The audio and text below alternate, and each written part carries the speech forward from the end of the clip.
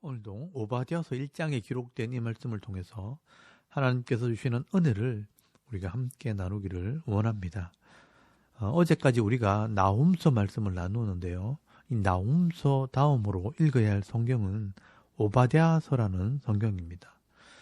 여러분, 이 오바댜서 같은 성경은 한 장으로 되어 있는 성경이기 때문에 이 성도들이 잘 모르기도 하고 또 잘 읽지도 않습니다. 그렇지만 이 오바댜서에도 이 하나님의 마음이 담겨져 있기 때문에 꼭 봐야 할 성경 중에 하나입니다. 여러분, 이 오바댜란 이름의 뜻은 여호와께 경배하는 자라는 뜻입니다. 이 오벳에서 온 말입니다. 오벳은 경배하다, 야훼는 여호와, 그래서 여호와께 경배하는 자라는 뜻입니다. 이 오바댜 선지자는 이 에돔의 심판에 대해서 경고하는 말씀을 전하게 됩니다. 이 에돔은 에서의 다른 이름이죠. 야곱의 형입니다. 이 에서와 야곱은 한 뱃속에서 태어난 쌍둥이 형제입니다. 그런데 에서는 장자로 태어났음에도 불구하고 하나님께서 주시는 이 기업과 복에는 관심이 없었습니다. 한마디로 신앙이 없었던 것입니다. 그래서 날 때부터 주신 이 장자의 복도 동생에게 빼앗기게 됩니다. 팥죽 한 그릇에 팔아버리고 이 아버지의 축복도 빼앗기게 됩니다. 그에 비해 이 야곱은요, 너무 또 욕심이 많습니다. 하나님께서 이미 다 예비해 놓으시고 다 준비해 놓으셨는데 욕심이 너무 지나쳐서 자기 손으로 움켜쥐어야만 만족하는 사람이었습니다. 그래도 이 야곱은 인간적이기도 하고 고집도 세지만 결국은 하나님께 돌아왔고 또 하나님을 예배하고 경배하는 삶을 살게 되므로 이 하나님의 기업을 얻게 됩니다. 그런데 이 에서는 이 동생에게 복을 빼앗기고 한을 품고 하나님을 떠난 뒤에는 칼을 믿고 사는 민족이 됩니다. 그래서 이 에서 족속은 세일산이라는 바위산에 올라가서 궁전을 짓고요. 또 그곳에서 지나가는 사람들을 약탈하는 강도 족속이 되어 살아가게 됩니다. 스스로 농사를 짓거나 목축을 해서 살아가는 것이 아니라 다른 사람들의 재물과 양식을 약탈해서 먹고 사는 그런 강도 족속이 된 것입니다.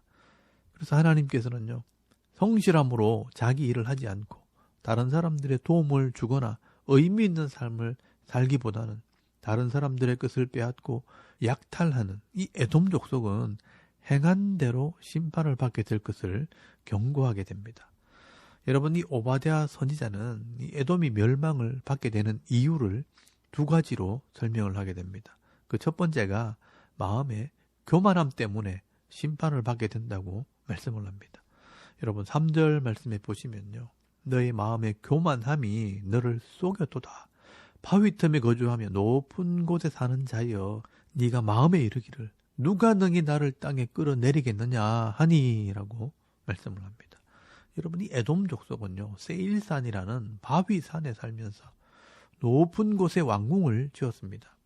지금도 그 성지에 가보면요, 이 페트라라고 하는 바위산이 그대로 남아 있습니다. 넓이가 1m에서 2m 밖에 안 되는 이 좁은 바위 길을 1.2km를 올라가면 바위를 쪼아서 거대한 왕궁과 이 신전을 만들어 놓고 살았던 이 에돔 족속의 유적지가 그대로 남아 있습니다. 그래서 이 에돔은요, 높은 곳에 살면서 지나가는 상인들을 약탈을 하고 또 이 강력한 군대를 이끌고 다니면서 약한 도시들을 약탈을 하고 바위산으로 도망을 가면 아무도 이 에돔을 이길 수가 없었던 것입니다. 그래서 이 에돔 사람들은 아무도 우리를 이 높은 바위에서 끌어내릴 사람이 없을 것이다 하면서 늘 교만한 말을 하고 다녔다는 것입니다. 그래서 하나님께서 이 에돔의 교만함과 포악함을 심판하시겠다라고 말씀을 합니다.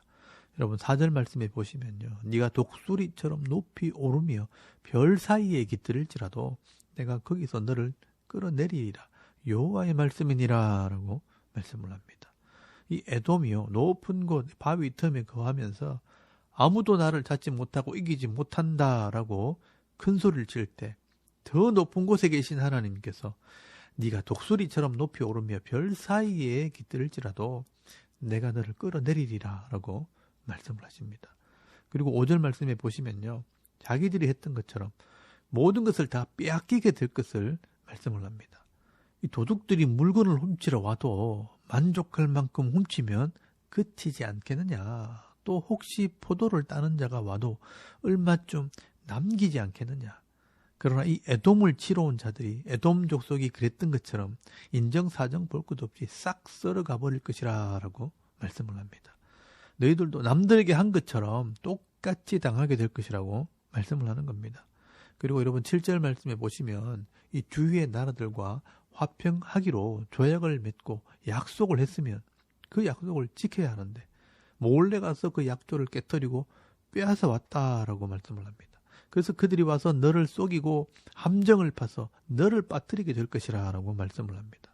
그래서 여러분 에서는요. 마음에 지각이 없는 자라고 말씀을 합니다.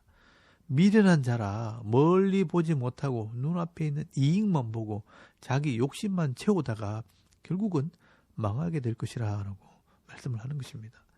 그래서 여러분 이 에서는요. 손에 칼이 있다고 높은 곳 안전한 곳에 있다고 자만하다가 결국은 이 하나님의 심판을 받아 멸절하게 될 것이라고 말씀을 하는 것입니다. 여러분 지금도 마찬가지입니다. 돈이 좀 있다고 또 권력이 있다고 약한 사람들을 속이고 빼앗고 나는 철밥통이라고 하면서 아무도 나를 건드릴 수 없다고 큰소리치고 교만하다가는요. 시대가 바뀌고 정권이 바뀌면요. 한 번에 다 무너질 수 있다는 것을 알아야 합니다. 여러분 하나님께서요. 악한 자들은 그 심는 대로 거두게 하시고 행한 대로 갚아주신다라고 말씀을 합니다. 여러분 힘이 있고 능력이 있을수록 더 정직하고 더 바르게 경영을 하고 또 사람들을 위해 가진 것을 잘 활용해야 더 많은 은혜를 입게 되는 것입니다. 그런데 사람들이요 미련하게도 교만하게 되면 가진 것 때문에 결국은 망하게 되는 일이 벌어지는 것입니다. 여러분 어떤 일이 있어도 가진 것 때문에 또 아는 것 때문에 절대 교만하지 마시고요. 겸손하게 나눠주고 섬기는 자의 삶을 살아가는 성도들이 되실 수 있기를 바랍니다. 그리고 두 번째로 이 에돔이 심판을 받은 이유는 형제에게 포악을 행했기 때문에 망하게 될 것이라 라고 말씀을 합니다. 여러분 10절 말씀에 보시면요. 네가 네 형제 야곱에게 행한 포악으로 말미암아 부끄러움을 당하고 영원히 멸절되리라 라고 말씀을 합니다. 여러분 이 에돔이 형제 야곱에게 행한 포악이라는 것은 이스라엘이 주위 나라들에게 침략을 받아서 어려움을 당할 때 안타까워하면서 걱정을 해주고 도와주어야 하는데 같이 노략질을 했다는 것입니다. 여러분 11절 말씀에 보시면요. 네가 멀리 섰던 날 곧 이방인이 그의 재물을 빼앗아가며 외국인이 그의 성문에 들어가서 예루살렘을 얻기 위하여 제비 뽑던 날에 너도 그들 중에 한 사람 같았느니라 라고 말씀을 합니다. 여러분 이 에서가 야곱에게 장자의 축복을 빼앗기고 나서부터 한을 품고 있었기 때문에 야곱을 미워하고 어려움을 당할 때 방관을 하고 또 기뻐했다라고 말씀을 합니다. 그리고 같이 빼앗아가고 도망가는 사람들을 붙잡아서 원수들에게 넘겨주기까지 했다라고 말씀을 합니다. 여러분 12절에서 14절까지 말씀해 보시면요.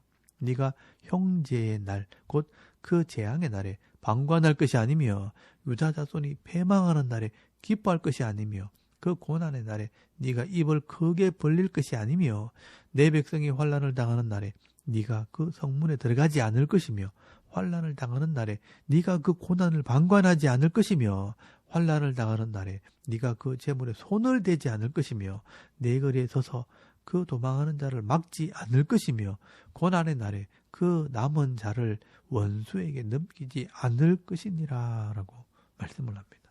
여러분 이 말은 형제가 적들에게 고난을 당할 때 위로해 주지 않고 기뻐했다는 것입니다. 형제가 약탈을 당할 때 도와주지 않고 함께 입을 벌리고 같이 빼앗아 갔다는 것입니다. 형제들이 힘이 없어 도망다닐 때 보호해 주지는 못할 망정 잡아다가 원수들에게 팔아먹었다라고 말씀을 하는 겁니다. 그래서 여러분 하나님께서 이 에돔을 심판하시되 네가 행한 대로 받게 될 것이라 라고 말씀을 하는 겁니다. 여러분 15절 말씀에 보시면요.